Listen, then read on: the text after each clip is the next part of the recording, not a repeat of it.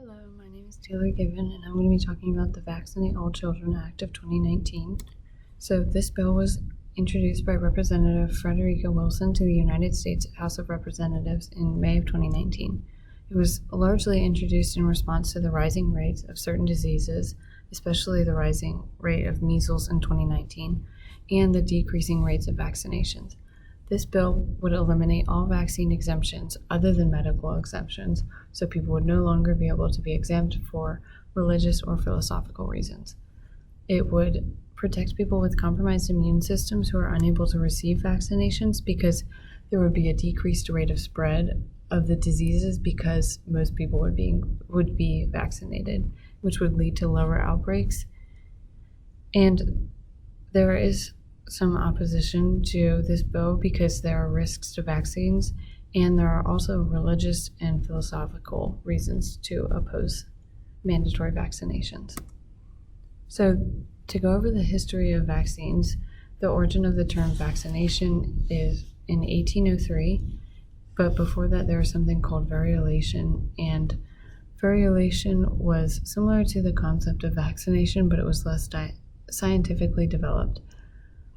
And then in 1813, the U.S. Vaccine Agency was established, and in 1879, the first laboratory vaccine was introduced, but in 1926, the opposition to vaccines grows, but in 1945, the first influenza vaccine was approved.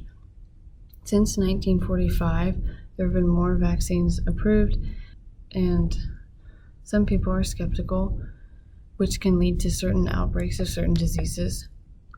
So now we're going to talk about the consequences of mandatory vaccinations, both positive and negative. So when someone is vaccinated, the risk of spreading infections to others is decreased. The ideas from the tragedy of the commons can be applied to mandatory vaccinations because a community free of an infectious disease because of a high vaccination rate can be viewed as a common. As the disease rates drop, the risks associated with the vaccine become more obvious, and this provides further incentive to avoid vaccination.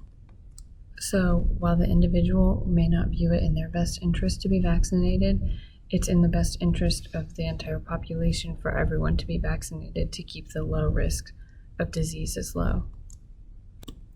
And the use of vaccinations has allowed for the eradication of some diseases, such as smallpox and the neo-eradication of polio. However, there are risks associated with vaccines, which is why the VICP exists in the U.S., and this organization compensates for vaccine injuries. And in the U.S., Congress approved the National Childhood Vaccine Injury Act, which established the National Vaccine Program in the U.S. So while there are many reasons to support vaccinations in the U.S., there are several reasons that mandatory vaccines are opposed. First of all, those with certain conditions cannot receive vaccines because some have certain medical conditions, and this puts them at risk for an adverse effect, and these individuals are medically advised to not receive vaccines. And there are certain risks associated with receiving vaccinations, but the consequences of vaccinations are often difficult to prove. Currently, 48 states allow religious exemptions from vaccines and 15 permit philosophical exemptions. And this bill would require all states to get rid of all religious exemptions and philosophical exemptions because these exemptions can often lead to outbreak. For example, between the years of 1985 and 1994 in the U.S., there were 13 outbreaks of measles, and these were largely because of religious groups opposing vaccinations. These outbreaks resulted in more than 1,200 cases and 9 deaths. Outbreaks of other diseases in the U.S. have also been documented, and they've especially been prevalent in certain religious groups. Certain legal cases regarding mandatory vaccinations have led various courts to examine the U.S. Constitution and decide whether there is a right to either religious or philosophical exemptions. Specific parts in the Constitution that have been looked at are the First Amendment Free Exercise Clause, the First Amendment Establishment Clause, statutory religious exemptions, and privacy rights. So currently, this bill has not received enough support to be passed. It has 17 co-sponsors in the House, all Democrats. However, if it's not passed in Congress, President Trump's Food and Drug Administration commissioner has suggested that his agency might step in to introduce a federal requirement if states don't require it or if it's not passed by Congress.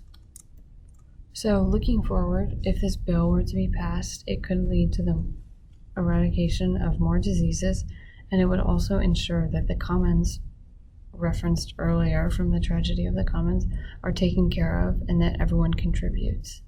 And something else that's sometimes brought up when debating whether vaccines should be mandatory is the fear of biological warfare and protecting Americans from this. So in conclusion, there are several different implications that this bill can have on Americans, especially relating to the quality of care that they can receive and the quality of care that those who are unable to be vaccinated will receive, and the quality of care that those who are required to be vaccinated would receive. And there's also several implications that relate to the quality of life, and there are several legal issues that were also discussed. Thank you.